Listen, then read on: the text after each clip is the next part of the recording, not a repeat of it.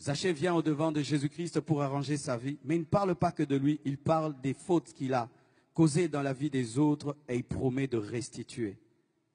Voici une mauvaise manière de confesser. Je fais mal à mon épouse, je lui parle méchamment.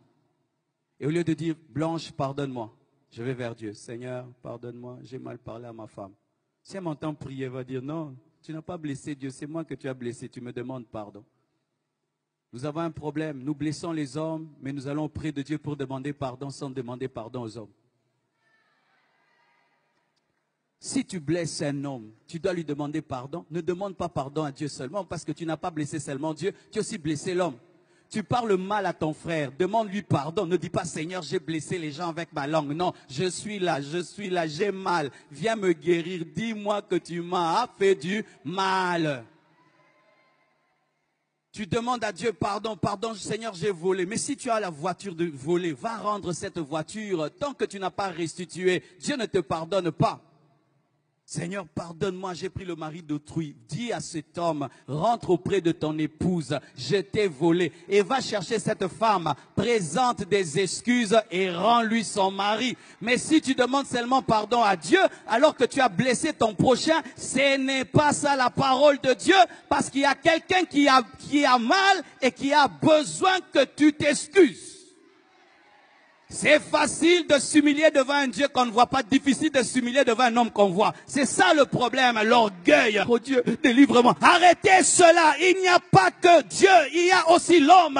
Quand tu fais du mal à un homme, c'est vers l'homme que tu dois aller. Tu fais du mal à tes parents, tu présentes des excuses à tes parents au lieu de faire des jeûnes et des retraites.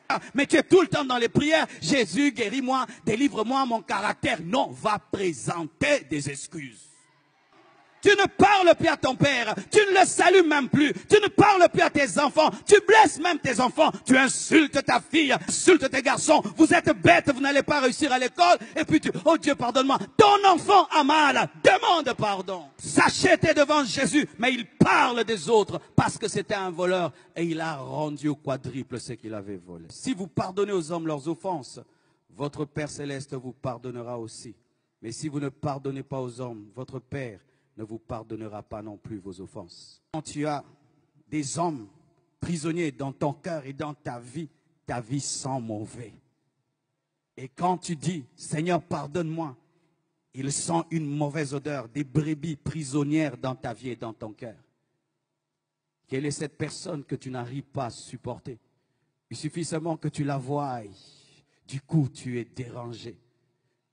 Tu la tues même dans ton cœur, tu te dis, vis comme si je n'existe pas. Tu fais ta vie et je fais la mienne. Tu me vois et tu fais comme si tu ne m'as pas vu. Et si même je meurs, ne viens pas à mon enterrement. Tu l'as tué. Tu es un meurtrier. Quand tu te comportes envers un homme comme s'il n'existait pas, tu l'as tué et tu es un meurtrier. Et au dernier jour, Dieu t'appellera meurtrier parce que tu l'as tué dans ton cœur. Tu le rencontres, tu fais comme si tu ne l'as pas vu. Il peut être face à toi, tu ne lui parles pas. Tu l'ignores, tu es indifférent. Et certains même disent, je lui ai pardonné, mais je suis prudent. J'ai mis de la distance entre moi et lui. Mais quand Dieu te pardonne, est-ce qu'il met de la distance? Il te restaure. Mais toi, quand tu pardonnes, tu mets de la distance. Quand tu le vois, tu es troublé. Tu ne sais plus bien parler. Tu es déstabilisé parce que tu as de la haine, de la rancœur. Voici ce que tu vas faire pour arriver à pardonner à cette personne. Commence à la bénir dans la prière. Un jour, une femme est tombée malade. Elle souffrait d'un problème gastrique. Elle est allée voir son pasteur. Et elle a dit, pasteur, prie pour moi. Et Dieu révèle au pasteur, cette femme ne sait pas pardonner. Il faudrait qu'elle puisse pardonner. Elle a dit, je ne peux pas. Et le pasteur lui dit, chaque jour, commence à bénir cette personne. Commence à bénir. Elle a commencé à bénir. Au début, c'était difficile. Oh Dieu, bénis-le. Ah non, il m'a fait trop de mal. Ah. Mais après, Seigneur, bénis-le. Seigneur, bénis, bénis. Et un jour, elle vomit une boule comme ça, avec des tentacules. Le pardon l'a guérie et l'a libérée. Lorsque tu as de la haine, ce n'est pas d'abord la personne qui est haïe qui souffre, c'est toi qui souffres parce que tu ne te sens pas à l'aise.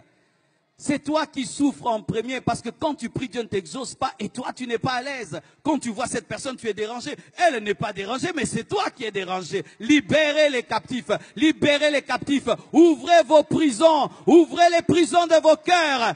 Téléphone cette personne. Dis à cette personne, je t'aime, je te pardonne. Et je t'assure que tu vas l'amener au Seigneur par ton pardon. Beaucoup qui êtes chrétiens en ce lieu, vous n'arrivez pas à amener vos familles vers Christ. Pourquoi? Vous vivez dans la haine et dans la rancune. Tu as de la haine pour un païen. Tu as de la haine pour un païen. Tu es chrétien, mais tu as de la haine pour un païen. Comment il viendra à l'église? Toi qui es chrétien, tu ne sais pas pardonner. Saluez ceux qui ne vous saluent pas.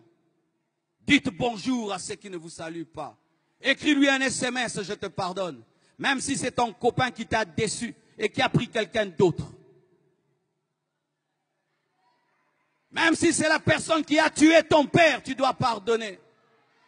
Même si c'est la personne qui est allée, qui a détruit ta réputation, tu n'es plus respecté, tu dois pardonner. Pourquoi? Parce que Dieu t'a tout pardonné. Jésus est mort pour tous tes péchés. Il est mort pour tous tes péchés. Et s'il a tout pardonné, tu dois aussi tout pardonner. Soyez parfaits comme votre Père Céleste est parfait.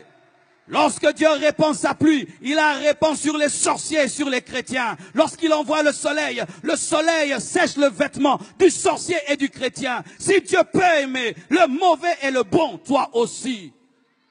Pourquoi tu réclames aux gens d'être parfaits pour les aimer? Es-tu parfait?